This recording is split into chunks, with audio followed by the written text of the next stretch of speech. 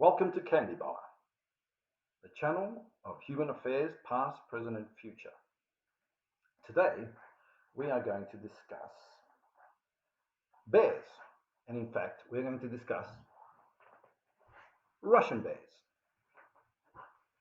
How did the Russian bear myth come about? One has a very old origin. Back in the 9th century, Byzantine imperial historians mentioned in chronicles brought back by Byzantine merchants that in the barbaric lands of the Slavs, people worship bears as gods, and bears live among humans and roam their settlements.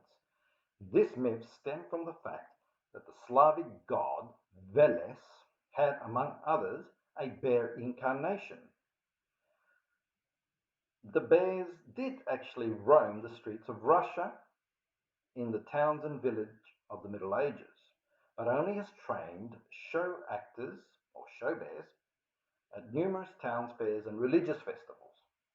But how did the modern myth, the legend of Russia and Russians as sleeping bears that should not be provoked, don't poke the bear? Otherwise, they turn into ferocious wild warriors. Well, at the end of this episode, I'm going to relate a very, very factual, interesting story on how this legend came about.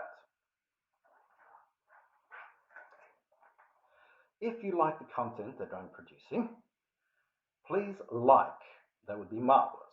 And even better, subscribe, that would also be marvelous. In 1768, between the Baron of Zanzir, a Prussian military man who wrote a book on the newly established Prussian forestry school, had a conversation with the French encyclopedist Diderot. Remember him from previous episodes. The Baron expressed his conviction that the Russians, once organized in expanding with a growing population, would set out to conquer warmer lands to the west. Diderot replied that the Russian population was in a constant fight for survival, and the forests of permafrost and ice were so immense and the climate so difficult that they could never move forward in any great expansion, the Russians. And they couldn't acclimatize to warmer climates without physical degeneration. Now, we remembered this argument from very early episodes concerning North America, South America, and now Russia. Diderot would repeat this argument in his History of the Indies as well as in Southern Rus civilization. Diderot's argument is simple.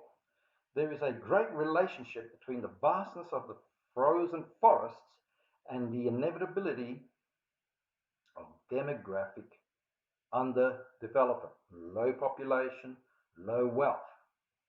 However, it's impossible for Russians to inhabit vast expanses, cut down forests to make room for more people, since they need the wood to survive in such a cold climate.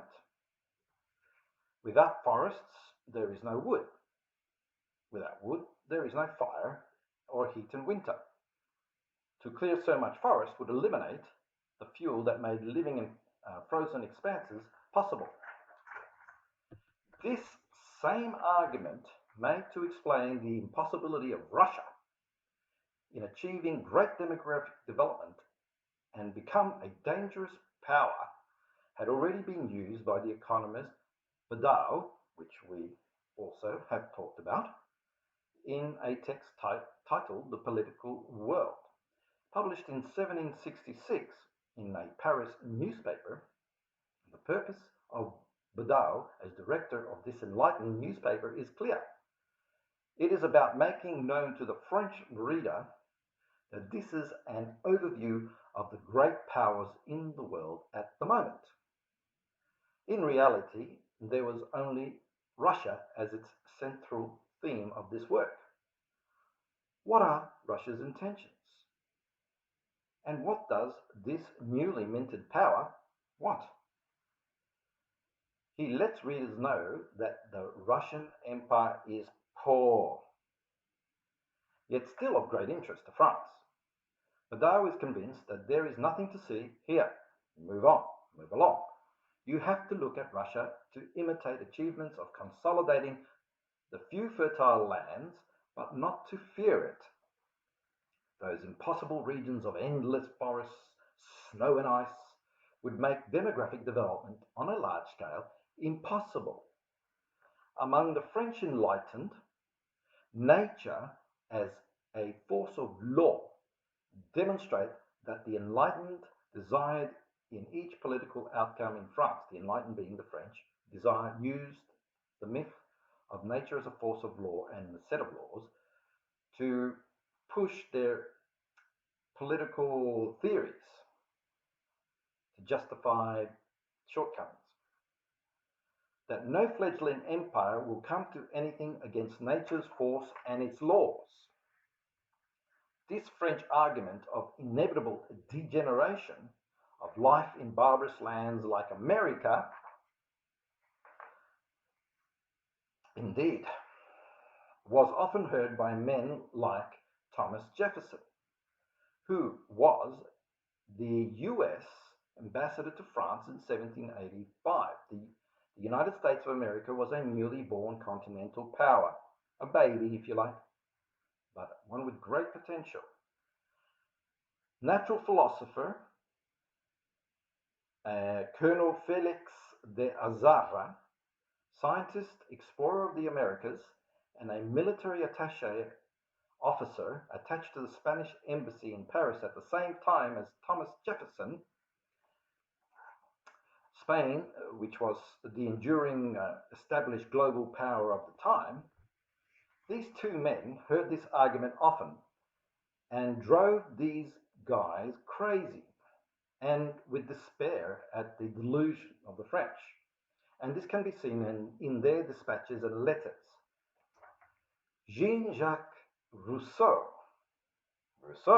Swiss political philosopher and writer, in his famous work The Social Contract, added more confusion in the European imagination concerning the Empire of Russia. Railing against Voltaire's ideas about Russia and about Peter the Great, which according to Rousseau were completely wrong in proposing civilized changes. These people, the Russians, were not civilized but Tartars, and they will not be prepared to assume the mantle of civilization until the Tartar hordes were ejected from the lands of Russia. Now we hear a lot of that at the moment.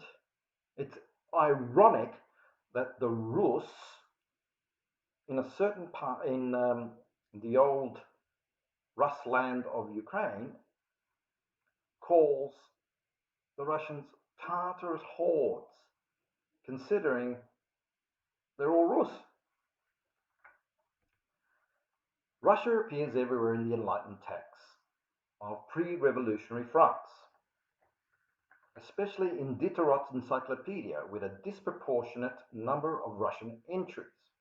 Entire empire of Tartars and wavering between collapsing empire to hordes ready to invade the West.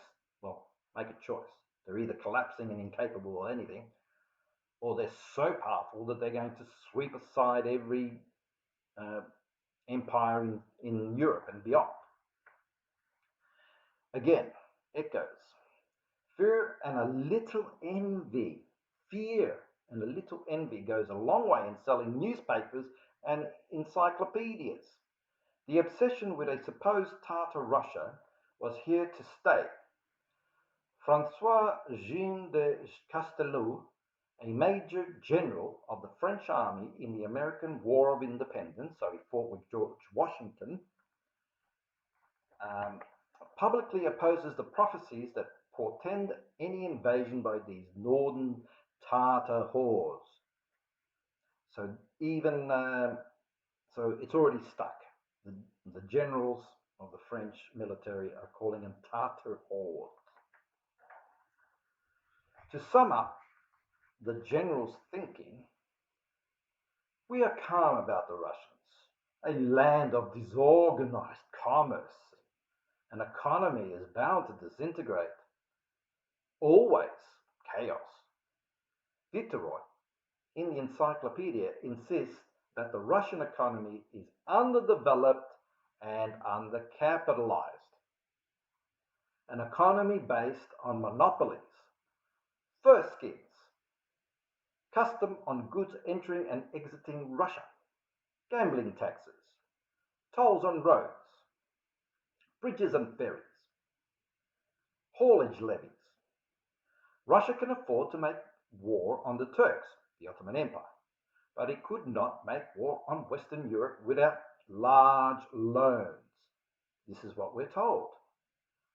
Where does this view of Russia at the time as a backward empire of furs come from? Shall we have a deep dive? Peter Frankopan, in his book The Silk Roads in 2015, lets us know the Byzantine imperial merchant chronicles of the 10th century record the growing rich trade between the old Viking trading posts, which we talked about in the bear myth in the introduction, where the Vikings invade and set up trading posts among the Slavs. And these Viking trading posts, or the Rus, of Novgorod, Chernigov, and critically Kiev. These newly fortified towns of the Rus now, they've become the Rus, traded in vast herds of horses and sheep, beeswax and honey, and amber was traded down the rivers from the Baltic Scandinavia to Constantinople. Yet it was the animal furs, with the prized bear pelts, that was insatiable demand in Byzantium and became legendary. In fact, a number of fur pelts were pegged to the Byzantine imperial coin as a convertible currency in the Black Sea, and by extension the lands of the Rus, all the way back the river system to Scandinavia. This fur trade from the new Russias would not be challenged anywhere on earth until the opening up of the vast forests in North America. With the fall in 1453, many scholars and their libraries, both private and imperial, fled into Western Europe. So the fall of the Byzantine Empire and the conquering of by the Ottoman Turks. So they took all their libraries, all their books, all their scrolls, as much as they could. These now woefully out-of-date records on the old Russian economies would, however, cloud Western and especially French Enlightenment thought until the Napoleonic age. So they were, the French had built up an idea because of these chronicles and these records and these commercial contracts that had been brought willy-nilly or in disorganized or organized by the scholars and bureaucrats fleeing Constantinople, of a world of the 9th and 10th century, and they were projecting it in the age of Renaissance of the 17th and the 18th century, especially the 18th century.